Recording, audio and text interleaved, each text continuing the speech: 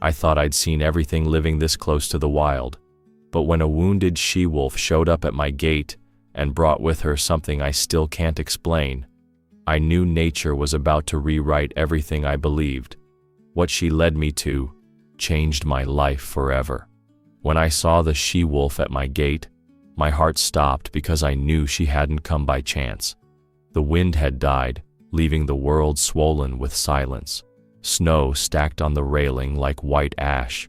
My old lantern hummed in my glove as I pushed the porch door open. One crunch, two crunches across the boards, then that sound, a ragged shuffle in the yard, too slow for a deer, too soft for a bear.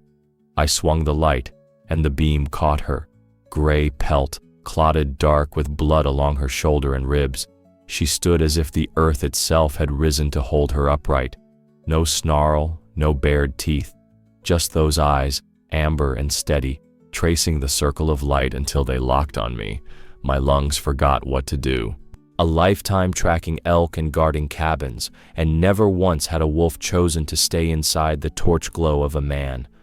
The gate hung half open from the last storm. She could have slipped away in one breath. Instead, she planted a forepaw, trembled, and held. Steam coiled off her muzzle. Snow kept falling, slow and fat, settling on her back like a blanket she didn't bother to shake. I wanted to believe she was confused, that the wound made her dizzy, that instinct had misfired. But I saw the line of her spine braced against pain, the deliberate way she balanced weight off the injured leg, the calm in her stare. She was making a choice, and I was part of it. I eased a step forward, lantern low, voice even. "Easy, girl." The words came out thin. 20 paces separated us, a gulf of history, fear, and frozen dirt. Her ear twitched. That was all.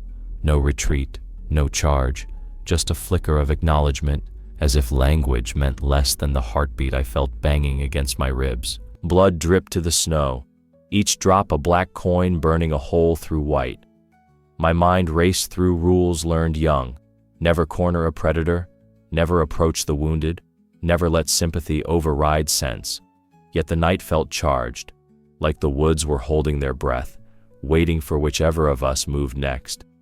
I saw her sides rise, fall, then stutter. Pain kinked her back leg, and she sank to her haunches. Still, she didn't break eye contact. A smudge of frost on her whiskers caught the lantern flare, turned silver. I swallowed. Wolves do not ask for help. They vanish. They endure. They die unseen. But she had stepped out of shadow onto my threshold, as if it were a clinic door. I thought of the rifle inside. I thought of the ragged entry wound glinting beneath her fur. A hunter's shot, a snare, or the jagged claw of another wolf. None of it explained the question in her gaze. A steady, patient, "Why are you waiting?" Instinct tugged. Fetch warm water, gauze, meat. Logic shoved back. She will tear you apart the second pain jolts her. My boots rooted to the snow. Between us, my breath fogged and drifted past her muzzle like smoke mingling with smoke. She shifted.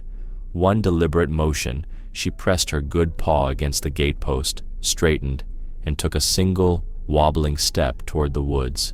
Then she stopped, turned her head, and looked back at me over her shoulder. The lantern's glow caught a flash of something in her eyes. Was it hope? No, it was expectation. She was inviting me. The porch boards groaned under my weight. I stepped forward, another crunch, my heart skittering. She didn't flinch. She took another slow step, crimson pearls falling behind her. Then another. Each time she paused and checked that I followed, like a guide sure of the trail, but uncertain of her pilgrim. Snow whispered against my coat. The world narrowed to the ragged string of footprints she left, and the hinge-squeak rhythm of her breathing. Far beyond the tree line, a barred owl called, low and distant, as if reminding me whose kingdom I was entering. 5 yards out, she halted again. The distance between us shrank to a space I could cross in 3 strides, yet it felt wider than the canyon west of the ridge. I could smell her now, wet fur, Iron, pine pitch. My throat tightened. She was alive, and she was hurting, and she had chosen me out of every creature under these stars to see that. I lifted the lantern a hair higher. Its glow painted her pupils gold. Something passed over her face, a flicker of relief. She gave a faint, rasping huff, neither growl nor whine. Then she turned once more toward the darkness between the birches. That was the moment doubt pierced me like a splinter. Was this mercy or madness? I was a lone man stepping after a wounded predator into winter woods, but the fear in my chest lay tangled with wonder, and the wonder was heavier. I shifted the lantern to my left hand, flexed the fingers of my right inside the mitten, and took the step that would carry me past the gate, past safety, into whatever purpose she stored behind her silent gaze. I thought that was it, that she'd slip back into the dark and leave me staring at empty snow. But nature had planned a very different surprise. I eased the latch and pushed the gate wide. The hinges groaned like something waking from a long, cold dream, but the she-wolf never flinched. She stood fixed in the lantern glow, ribs heaving, one foreleg lifted, blood darkening the snow at her feet. For a breath I wondered if pain had frozen her solid. Then her ears twitched toward the tree line, and she looked back at me as though checking whether I was still real. I took a single pace beyond the gate. My boots sank to the ankle. Fresh powder whispered against the leather. She did not recoil. Instead, she turned her head to the forest again, the way a guide glances down a road she already knows by heart, then limped forward 3 careful steps. Snow scattered from her belly fur. She paused, waited. Those amber eyes found mine, and in them burned a patience so deliberate it sliced through my caution. The message settled in my bones before my mind caught up. Follow me. A gust rattled the porch shingles behind me. I pictured my rifle on its rack, the insulated parka hanging by the stove, the safe, bright window of the house. Reason yelled that I was about to trail a wounded predator into black timber, but something deeper pressed the thought aside, something forged from equal parts wonder and dread. I ducked back inside long enough to grab the heavy coat, a spare flask of lamp oil, and a length of old wool blanket. The rifle stayed on the wall. I could not shoulder it without betraying the fragile thread that had formed between us. When I returned, she was waiting in the same spot, moonlight frosting the blood along her flank. I slipped the coat on, cinched the collar, and lifted the lantern high. She turned, placed her weight on 3 legs, and slipped through the gate's opening into the unbroken white beyond the yard. Snow swallowed our footfalls, hers a dragging crunch, mine a muffled grind. Tall pines leaned inward, caught the starlight like cathedral pillars. I tasted iron in the air, smelled distant cedar pitch. Every dozen strides she paused, swung her head over her shoulder to be sure I stayed within the orbit of her trust. She didn't run from me. She led me, as if she trusted me. The thought struck with such clarity, I spoke it aloud, and the sound of my own voice startled me more than the forest. Blood drops peppered the snow at uneven intervals, bright as coal against drifted white. Each one sparked the same worry. What trap lay ahead? A hidden snare? A second wolf defending territory? Or worse, my imagination fed on old hunter tales, wolves drawing men into ambush. The stories never mentioned a guide who limped and bled and waited for her follower to catch up. Still, she pressed on. The trees thickened, muffling the faint night breeze until only the rhythm of her breathing filled the air. She veered left around a snag, ducked beneath a fallen birch, then paused again beside a granite outcrop rimmed with icicles. There she lifted her muzzle, tasted the air, and for the first time released a sound, a low chuff, barely louder than the flap of an owl's wing. It was not pain. It felt like reassurance. I caught up beside the rock, my thighs burning from the uphill slog. The lantern glow danced on quartz veins. She watched me a heartbeat longer, then pressed on. We crossed a frozen creek. Ice cracked under her weight. I halted, heart lurching, but she moved with the instinct of an animal born to winter, finding the solid ribs beneath the crust. I followed her prints exactly, measuring each step to the scar her paw left in the snow. Somewhere above, the clouds parted and moonlight spilled over the clearing we entered. The trees pulled back enough for me to see the slope ahead, a long, narrow ravine lined with spruce and black hemlock. She stopped at its mouth, sides quivering, breath pluming white. The ravine swallowed the light. Beyond its first curtain of branches, everything dissolved into ink. My courage faltered. The cabin lay a good mile behind, and already my toes tingled from the cold. Doubt crouched in my head. Turn back. Nobody will blame you for wanting to live. Yet another voice, older and rough-edged, answered, "She chose you. Do not fail her now." She stepped into the ravine's throat and vanished between the trunks. My chest pinched. If I hesitated, the dark would close over her, and I would be left with only footprints and questions. I tightened my grip on the lantern, felt the metal handle bite my palm, and followed.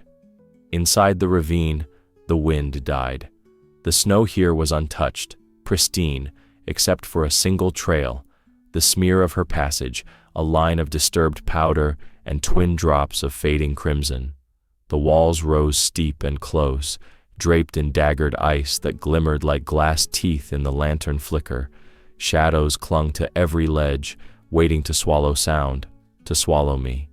She kept a slow, relentless pace, pausing often, always glancing back, as though gauging the limit of my fear. Each time our gazes met, something steadied inside me, the way a compass needle settles on north no matter how violently you shake it. We climbed another 100 paces until the ravine opened into a small shelf of rock beneath an overhang. There she stopped so abruptly that snow cascaded from her shoulders. Her ears pricked forward toward a darkness deeper than the rest. My pulse throbbed in my throat. I lifted the lantern, trying to pierce the black. Nothing moved in that hollow, but the air tasted warmer, faintly animal, as though a living thing breathed somewhere just beyond sight. I thought the journey was finished, that she would curl up here and surrender to exhaustion. But her head swung toward me one last time, urgency flaring in her eyes, and she vanished into the yawning dark beyond the overhang. And I realized with a cold jolt, the true reason she had sought me was still ahead. She had not brought me here to witness her ending. She had brought me here to witness something else entirely, something she alone could show. What? I had no idea. All I knew was the night was far from over, and the forest's secret had only begun to unfold. The ravine pinched narrower, its walls glazing with blue ice that caught the lantern flare and threw it back like trapped lightning. Every breath rasped in my throat. The air here felt older, pressed flat by centuries of snow. The she-wolf forged ahead in a wobbling line, her paw pads slipping on the slick rock, blood prints smearing crimson crescents behind her. Slopes rose on either side. Black spruce angled so sharply they looked ready to spear the sky.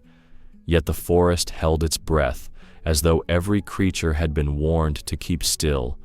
A dead spruce lay toppled across the gully, roots torn free and fanned like a frozen explosion. Beneath its heaved trunk yawned a low, ragged opening, darker than the night, rimmed with frost-furred moss. The wolf limped straight to it, pawed once at the crusted snow, then collapsed onto her belly, ribs shuddering. Her muzzle tipped high, and she released a sound I had never heard from any predator, a tremulous, yearning whine that seemed to ask permission from the darkness itself. Wolf pups, I thought, and my chest knotted.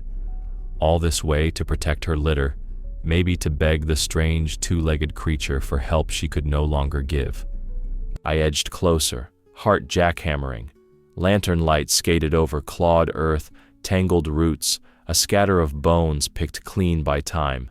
But no quicksilver shapes darted from the hollow, no high squeaks of hungry mouths.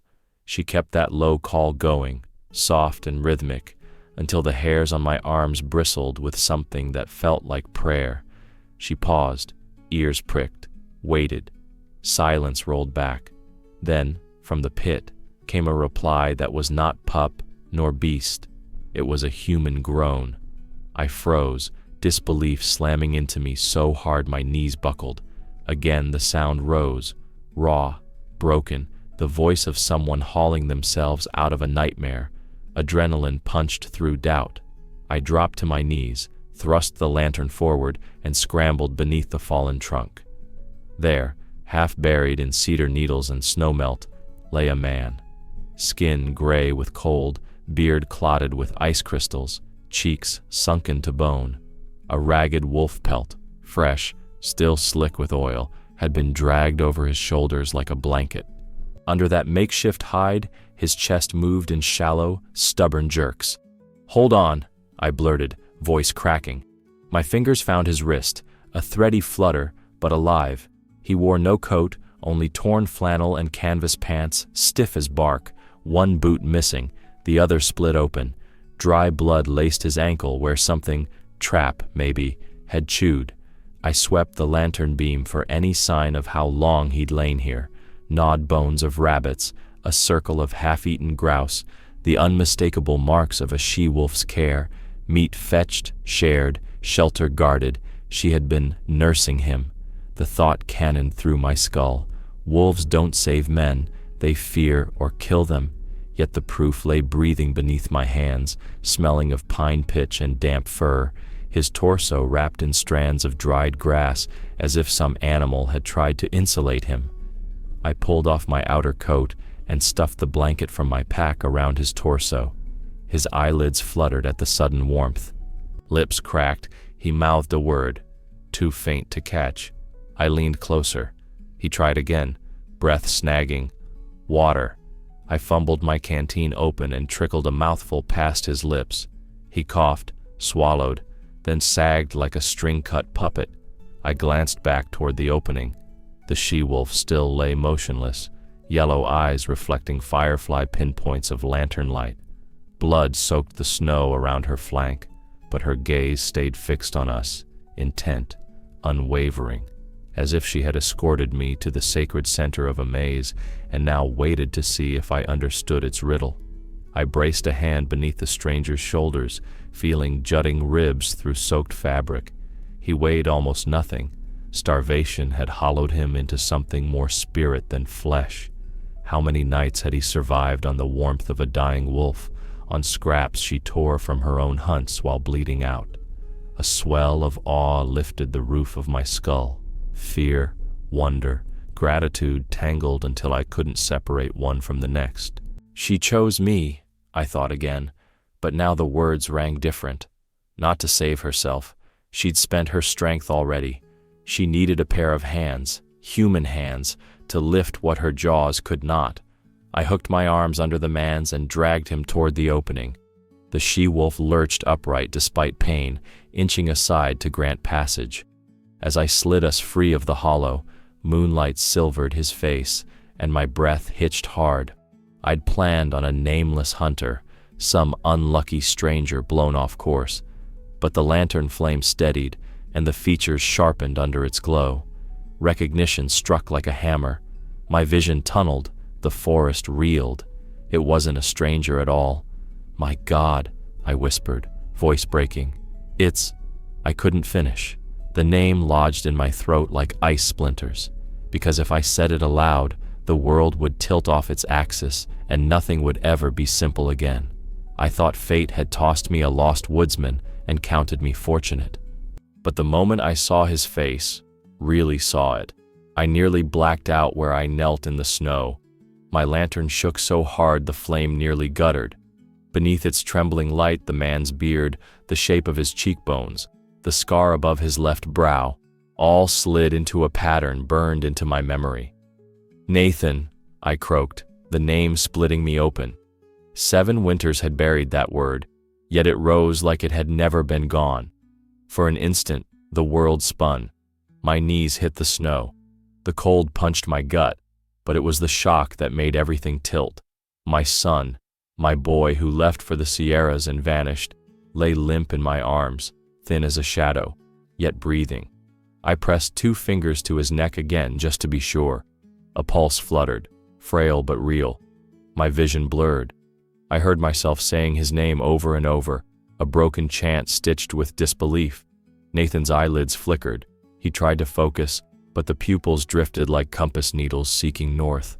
He didn't know me yet. Maybe he didn't even know himself. Snow sifted onto his face. I brushed it away and forced my mind to work. I needed heat, shelter, food, now. But each thought crashed against another. How? Why? Where has he been?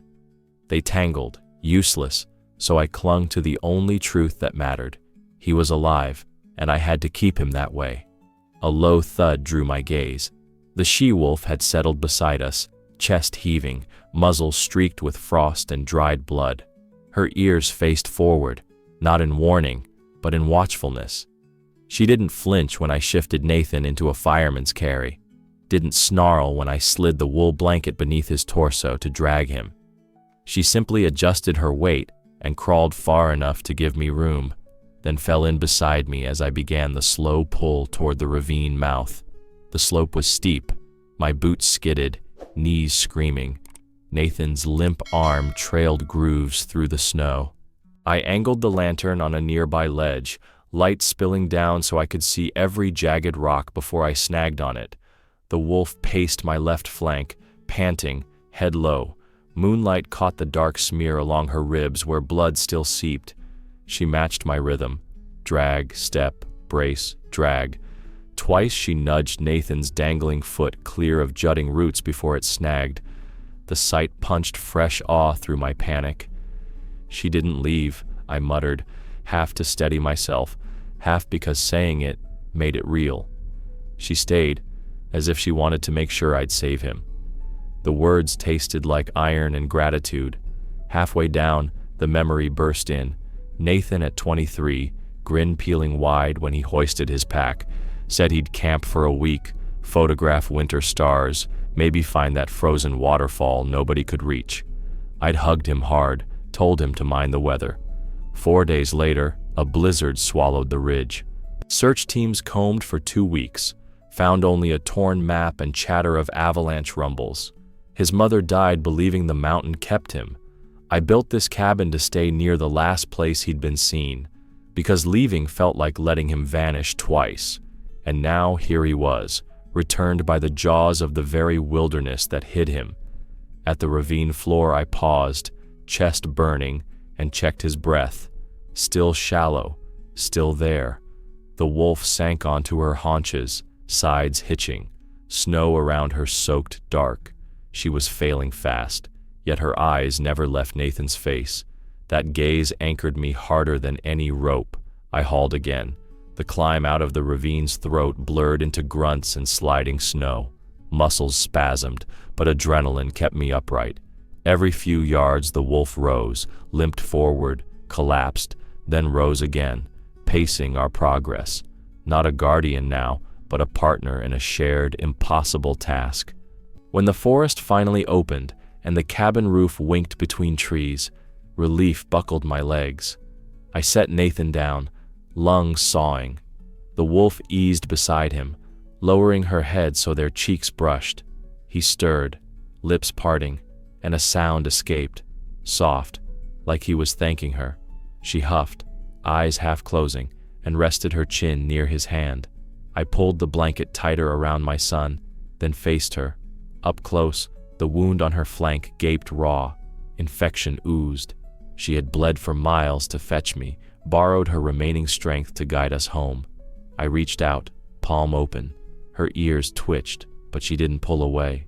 Our breath mingled, man and wolf, steam rising into the starlight. I whispered, "You did it. Let me do the rest." Maybe she understood.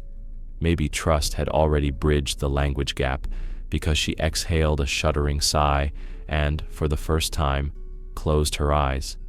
But she didn't fall. She waited. Waited while I heaved Nathan onto the sled I kept for hauling firewood, while I bound him tight with rope and blankets, while I hitched myself to the tow line. Only when I lurched forward toward the cabin did she gather her failing body and limp after us, a silent escort through the drifting snow, a father, a son, and the wolf who refused to leave, 3 shadows crossing a moon-washed clearing toward a lighted doorway. None of us were certain we'd reach in time.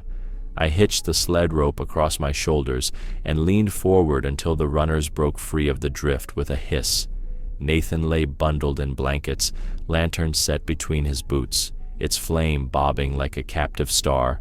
The she-wolf traveled on my left, limping but determined, her breath puffing white into the pine-dark air. Every few yards the sled jostled a root, and Nathan moaned. "Mama, wolf, mama," he rasped, voice frayed as birch bark. Each time the word left his lips, the wolf's ears flicked toward him, and she pushed ahead a pace, as if answering a pup's whimper. I swallowed hard. When he was small, he'd bring wounded sparrows home, swaddled in his shirt, begging me to fix them. He was always certain animals could love him back.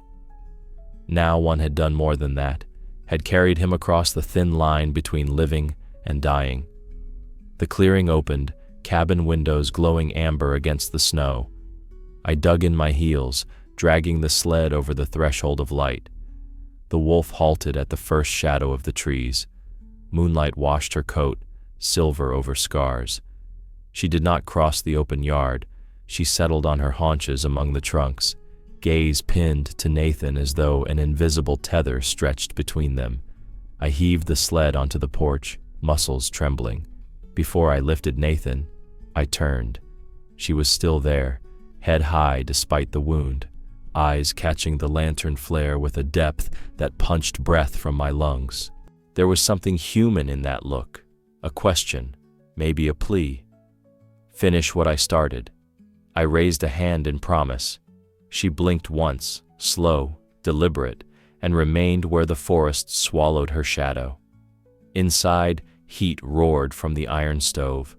I laid Nathan on the cot by the hearth, stripped the soaked clothes, wrapped him in quilts. He shivered so violently the frame rattled. I fed the fire birch logs until sparks whirled up the flue, then brewed weak tea laced with honey and broth. Between sips he drifted and surfaced, eyes cloudy, lips mumbling fragments. Snow, night songs. She kept me warm. I warmed towels on the stove, pressed them to his hands, his feet, the bruised swell of ribs. Hours bled together. Add wood, change towels, check pulse. Outside, wind keened along the eaves, but I caught softer sounds too, occasional pads crunching snow, a low woof that never came nearer than the tree line. She was keeping watch. Toward dawn, the fever cracked. Nathan's breathing steadied. His skin lost that blue glass tint. I dozed beside the cot, chin to chest, until a whisper pulled me upright. "Dad." His eyes, clear now, fixed on mine with childlike confusion and sudden joy. Tears blurred my sight before I could answer. He lifted a shaky hand, clutched my sleeve. "Where is she?" The words were sandpaper, but intent burned bright. "The wolf. She saved me." I drew a breath that stung like winter air. "She's outside. She led me to you." Nathan tried to rise. Agony folded him in half. I steadied him, made him sip broth. Between swallows, his story spilled out, how ice gave beneath him, how he crawled blindly until the world dimmed, how warmth pressed against his back in the dark. He spoke of meat placed by his hands, of a rough tongue cleaning blood from his ankle, of golden eyes hovering whenever he woke. "I called her Mama," he whispered, ashamed and awed. "She never left."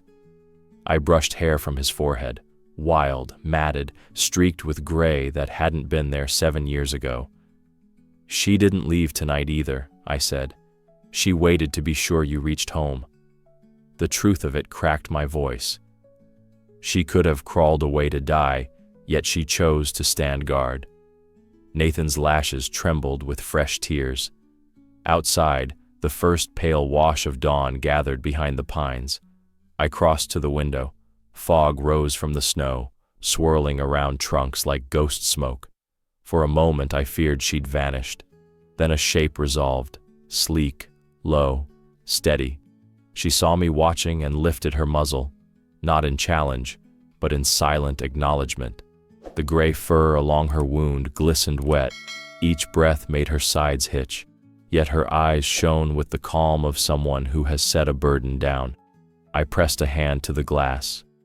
Go, I thought, though I couldn't say whether I meant into the forest or into whatever peace waits beyond pain. You've done enough. She blinked, slow, solemn, then turned and slipped between the trees, her tail the last thing to fade into the hush of snow. I sagged against the window frame, heart a tangle of gratitude and grief. I wanted to believe the worst was over, that the miracle had run its course. But even as that thought formed, the empty yard felt charged, unfinished, like nature held one more card just out of sight, waiting for the moment my guard dropped. I didn't know then how right that feeling was, or how deeply the wolf's final gift would change us both. Nathan slept the better part of the morning, slipping in and out of dreams while the stove ticked and the storm light dimmed behind the curtains. Around noon, his eyes found me again, steady this time, pupils no longer drifting. I handed him more broth, and after a few spoonfuls, he began to talk, voice rough but certain, like a man piecing together the edges of a miracle. He'd been crossing the upper creek when the snow crust buckled. One step and the world shattered, he said. Water knifed him, pulled the air from his lungs. He clawed at the ice rim until something gave way, maybe luck, maybe sheer terror, and he heaved himself onto the bank. The wind cut through soaked clothes, and the cold, he told me, was like glass grinding inside his bones. He staggered inland, blinded by sleet, then darkness swallowed him. When I woke, he murmured, fingers worrying the quilt seam, I thought I'd frozen to death and landed in some strange afterlife. He lay on pine duff under a split root, half buried in needles. Beside him, curled against his spine, was the she-wolf. Steam rose from her coat, fogging the small cave like breath from a furnace. At first he tried to crawl away, but her teeth closed gently on his sleeve. No puncture, just iron warning, and she tugged him back beneath the trunk's shelter. She was warmer than any blanket, he whispered. I pressed against her and felt my heart start up again. When trembling eased enough, he noticed a strip of rabbit laid across his palm, freshly killed, organs still hot. Hunger overcame horror. He ate, choked, ate again. That night she left the den 3 times. Each time he feared she was gone for good, yet she returned with meat, hairs, part of a grouse, once the hindquarter of a young deer, half her weight. She'd drag it to the entrance, rip free smaller chunks, push them toward him with her muzzle. Then she'd curl around him and sleep. Outside, other things moved. Foxes skulked, a lynx padded close, ravens settled on branches. She wouldn't let them near, he said, awe-stirring tears. One snarl and they scattered. When his fever spiked, he thrashed, delirious. The wolf licked sweat from his temples, nudged snow over his cheeks to cool the flush. He drifted between life and whatever waits beyond, always waking to the thrum of her heart against his ribs. Days blurred. He reckoned 5, maybe 6, judging by the faint crawl of light through the roots. Each time she brought food, she returned slower, flank gaping wider, but her eyes never dulled. He tried crawling out once to find water. She blocked the hole, shoved him back, trotted off and came back with snow packed in a strip of bark for him to melt on his tongue. I stopped thinking of her as wild, he said. She was kind, like the woods had grown a soul and wrapped it in fur just long enough to save me. His voice cracked. He looked toward the window, where daylight slanted pale across frosted glass. I thought when she led you to me, that was her way of saying goodbye. Debt paid, story over. He sank back, exhaustion tugging at him, and gave me a half smile that was more sorrow than relief. I wanted to thank her. I never got the chance. I gripped his hand, heartbeat hammering with gratitude and dread in equal measure. Outside, the tree line stood motionless, secrets folded beneath snow. I told Nathan she had waited until we reached the porch, that she'd watched through the night. He closed his eyes, let that picture settle like embers in a hearth. For a long time, neither of us spoke, the room solidifying around soft breaths and crackling wood. I thought, naively, that this was the end of it. The wolf had delivered her miracle. Now the story would taper into quiet recovery, father and son mending what 7 winters had torn. But nature has a habit of opening new doors the moment you think every threshold has been crossed.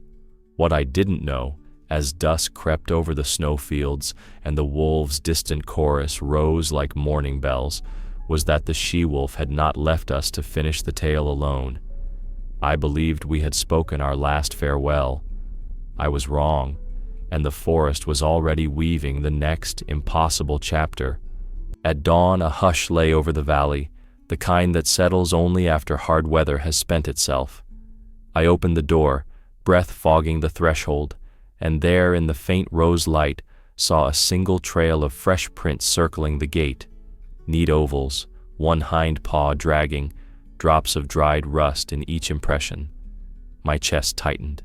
She had come back, sometime in the night, silent as memory, and waited. I followed the marks to the yard's edge.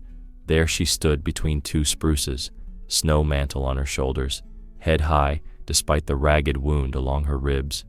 She didn't approach. She only watched the cabin, ears tipped forward as though listening for a heartbeat inside. I called to Nathan, and he limped onto the porch wrapped in a blanket. The moment she saw him, she loosed a sound so soft the trees seemed to lean closer to hear, a low, tremulous note that hovered between greeting and farewell. Nathan gripped the post, tears streaking wind-burned cheeks. He whispered, "She's saying goodbye." He took 1 step into the snow.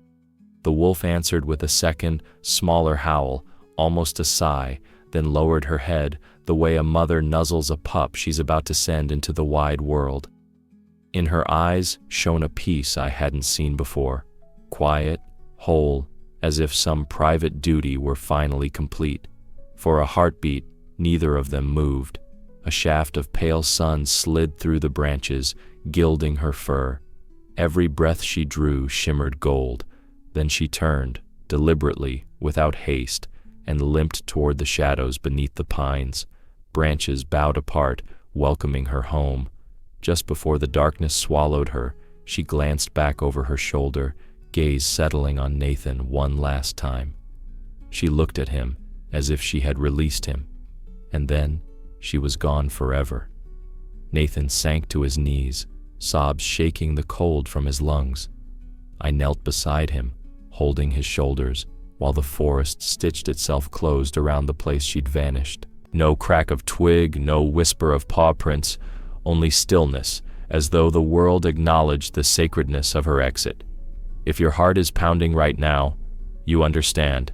Subscribe to the channel.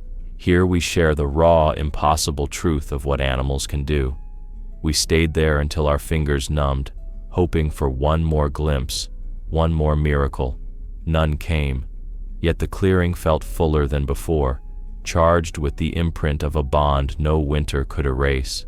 Nathan wiped his eyes, whispered, "Thank you," into the trees, and the pines replied with the faint, consoling hush of snow slipping from high boughs. Inside, the stove crackled, but the room felt larger, emptied of whatever unseen hand had been guiding us. Nathan sat by the window all morning, gaze fixed on the tree line. Each time a crow fluttered past, hope sparked in his eyes, then dimmed. By noon, the prints at the gate had drifted over, soft ridges where the wind laid fresh powder, and the yard looked untouched, except we knew better. We carried her story now, warm as the fire, fierce as her heartbeat. I brewed tea, handed him a mug. He stared into the steam. She waited to be sure, he said. She wanted to see me stand on my own legs first. He sipped, swallowed hard.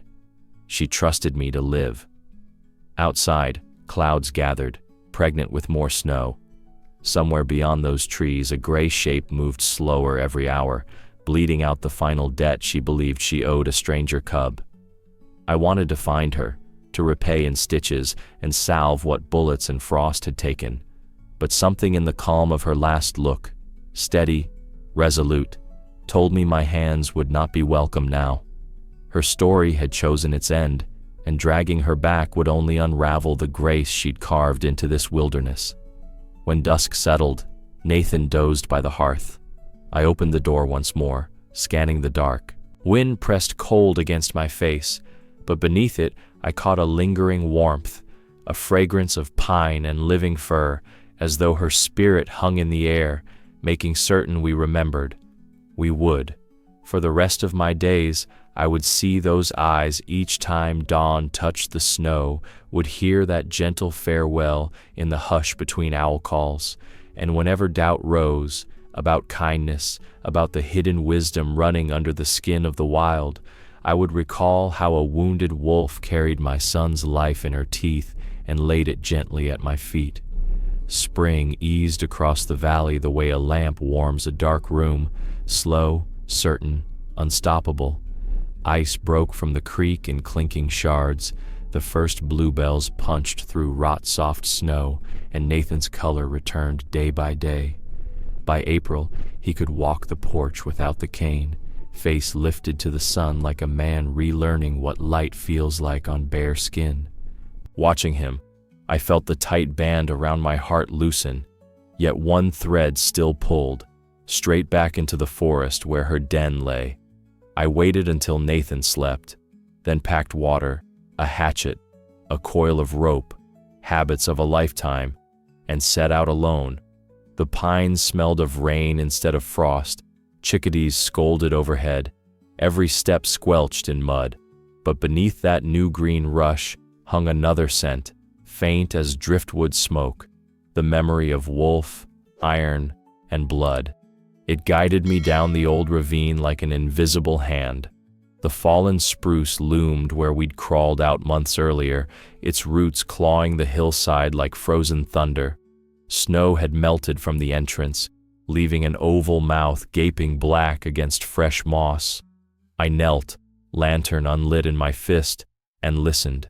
No breath, no stir, only drip-drip of meltwater. I crawled inside. Sunlight knifed through cracks overhead, striping the chamber in gold bars. They fell across what remained. A scatter of gray bones gnawed smooth, clumps of silver fur snagged on roots, dark crusts where blood had soaked and dried. The smell hit me, old copper, damp hide, and my knees buckled. I crouched, fingertips hovering over one slender rib. It snapped at a touch, as brittle as year-old leaves. She was here. This was the last of her, the shell she shed to save the stranger cub she'd chosen. No grave, no stone, just bones in the dirt where she had spent her final warmth keeping my son alive. Grief slammed through me so violently I thought it would tear skin. I pressed a hand to the earth. "You saved my boy while you were dying," I whispered, voice shaking. "You gave everything." The words cracked and tears spilled hot onto the mud. I let them fall. They felt right, payment in salt for a debt in blood. She saved my son, dying, gave everything. Saying it out loud made the cave pulse with truth. I picked up a tuft of her fur, still soft, still carrying the wild scent of snow and pine. I folded it into my palm like a relic and swore I'd keep it safe. Then I bowed my head, not to pray. I had no prayer big enough, but to honor the silence she'd become. If your heart is pounding right now, you understand, subscribe to the channel. Here we share the raw truth of what animals can do and how their courage can change a life. I backed out into sunlight, wiping tears. Wind shifted through the spruces, carrying a single gray feather to my boots. I tucked it beside the fur, two small proofs that miracles leave traces even when their makers vanish. I thought that was the last I'd ever see of her, that the forest had closed the book for good. But nature never disappears without a trace. Autumn sets the mountains ablaze, maples burn like embers, aspens flick gold through the valley, but the first breath of evening already tastes of coming frost. A year has slipped by since the night the forest loaned me my son back, and still I walk the same trail at dusk, a silent roll call for ghosts. Nathan is strong now. He hunts photographs instead of deer, hikes the ridges with a quiet reverence that was never in him before. He wanted to join me tonight, but some instincts feel too private to share, so I stand alone at the edge of the clearing where the pines thin into open field, hands buried in flannel pockets, listening to the hush that gathers when light folds its wings. Wind rattles dried fern stalks. A raven clacks overhead. I turn to head home and freeze. There, half shadowed by birch trunks, stands a young wolf. His coat is the brushed steel gray of river-washed stone. His legs look almost too long for his body, the way yearlings do when they're suddenly all muscle and promise. But it's his ear that nails my breath to my ribs, the left tip torn into a ragged notch, identical to the scar the she-wolf carried the night she limped into my life. My pulse slams. He should bolt at the smell of me. Every instinct says run. Instead, he levels those amber eyes on mine, bright, unblinking, ancient, and simply watches. 30 paces of cool air tremble between us. Somewhere a leaf lets go of its branch and twirls through silence, a tiny, spiraling clock, hand marking the seconds he grants me. The pup's chest rises and falls, steady. A plume of vapor escapes his nostrils and dissolves. I swear I feel the shape of his gaze, like fingers brushing the back of my thoughts, searching for something gentle. The forest folds itself around us, waiting. I don't move. I barely breathe. My eyes sting, vision swimmy with the weight of what he is evidence of. She left more than bones in that den. She left blood and memory and courage, walking the world on new paws. He cocks his head, ears twitching, reading the clutter of my heart. Then, no hurry, no fear, he turns. For 3 steps he treads the path between spruce roots, glances back once more, and slips into shadow so smoothly the trees seem to exhale him. I sag against a birch, fingers digging into bark. Tears surge hot, blur the clearing into watercolor reds and golds. My voice comes out rough, a prayer dragged over gravel. If you're hers, then she's still here, living in the wind, in the tracks, in you. A hush answers, deep and resonant, like the forest consenting to the truth. I wipe my face, laughter snagging on sobs. All this time I thought the chapter ended in that root-bound cave, but nature rarely writes a period where humans expect one. She prefers ellipses, invites us to read the white space. The sky bruises purple. I start back toward the cabin, boots whispering through fallen needles, heart strangely buoyant, light the way a candle is light after the first hard winter night. I carry with me the steady confidence shining in that young wolf's eyes, an inheritance of trust passed from mother to son to man. I reach the porch, and warm light spills through the window where Nathan sorts prints from his last hike. He looks up, concern flaring until he sees the tears on my cheeks are not pain. I raise a trembling hand, fingertip tracing the shape of a torn ear in the air. Understanding dawns in his face. His own eyes fill, and for a moment, we stand on either side of the glass, reflections of gratitude mirroring each other. Inside, I tuck the little tuft of her fur, kept safe all year, into a wooden box lined with cedar. Now the relic has meaning beyond grief. It belongs to a living lineage. Outside, the wind catches, rustling oak leaves like distant applause, as though the forest itself is satisfied we finally understand. This couldn't be real, but I saw it with my own eyes. And now I know animals remember kindness, even when they're gone. If you believe in a special connection with animals, write, "We are not alone in this world."